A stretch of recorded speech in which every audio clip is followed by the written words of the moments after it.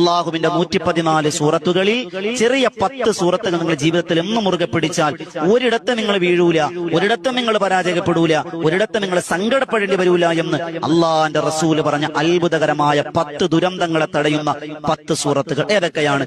ഒന്നാമത്തെ സൂറത്ത് സൂറത്തുൽ കൗസറാണ്. ബിസ്മില്ലാഹിർ റഹ്മാനിർ റഹീം. ഇന്നാ അഅ്തൈനാകൽ കൗസർ ഫസ്വല്ലി ലിറബ്ബിക വൻഹർ ഇന്ന ശാനിയക ഹുവൽ അബ്തർ എന്ന് പറയുന്ന 3 ആയത്തുകളുള്ള ചെറിയ സൂറത്ത്. രണ്ടാമത്തെ സൂറത്ത് സൂറത്തുൽ ദുഹാൻ.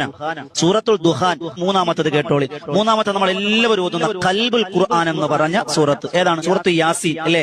ഖൽബുൽ ഖുർആനാണ് അല്ലേ?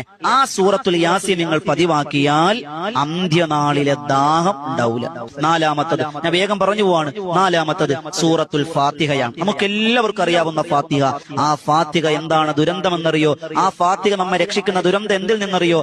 അള്ളാന്റെ കോപത്തിൽ നിന്ന് രക്ഷപ്പെടും. അഞ്ചാമത്തെ സൂറത്ത്